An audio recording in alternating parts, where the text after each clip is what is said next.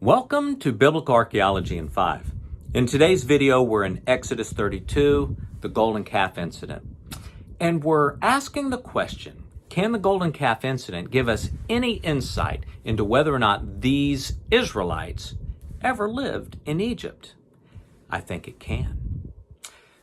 So let's give some context here. The children of Israel have been brought out of Egypt by Moses. They're brought to this mountain, Mount Sinai, the mountain of God. And God comes down in fire, smoke, lightning, thunder, this trumpet sound ever growing louder, very scary, and you'd be scared too. And then this God speaks to them and gives them the 10 Commandments, rules to live by. And then Moses is called up into this cloud. It's only in retrospect that we know it's 40 days and 40 nights. Pretty soon, Moses doesn't come back.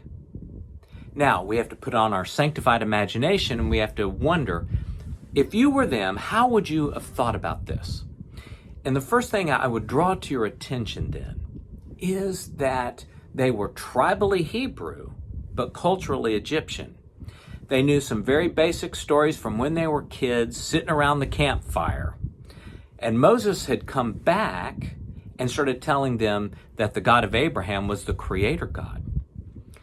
So they start to ruminate about those things and what they've now seen at Mount Sinai, and they realize this God is invisible. He gives us rules, these ethical rules, the 10 Commandments. He is the creator God, and they start to go, well, where in our experience can we relate to something like this? And so one of the things is they don't know what's really happened to Moses. He may be dead, he may have said the wrong thing, but this God may also be angry at them. So how can we take what we culturally know from Egypt and give worship to this unknown God, this God of Abraham? So now what happens is they go to Aaron, they give him gold, and they tell him to make an idol, an image of the gods that have brought us out of Egypt. This is very interesting because what is given is an idol of a golden calf.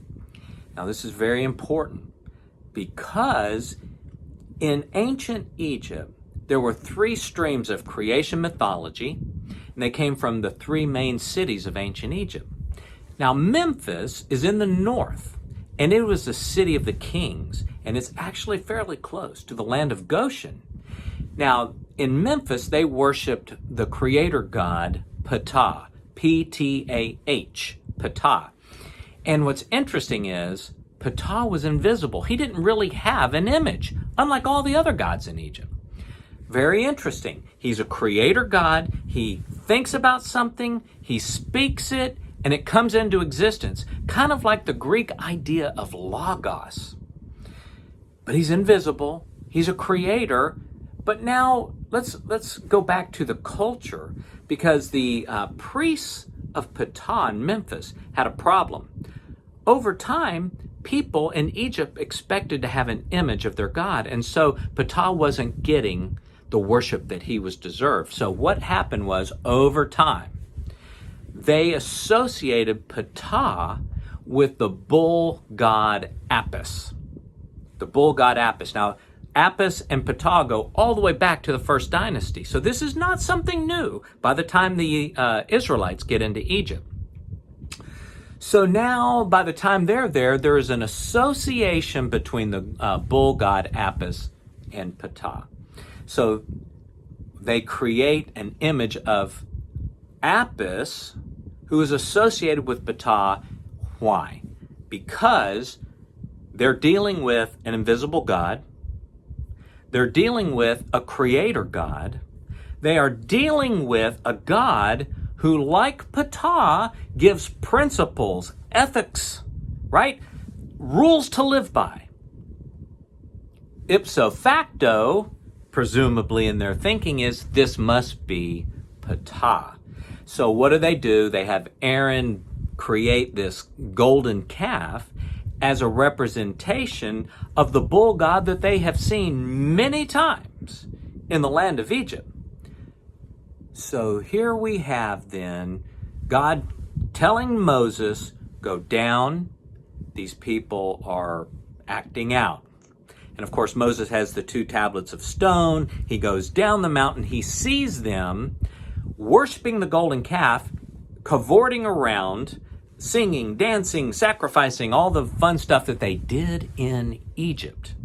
And he's realizing they're violating the first 2 commandments.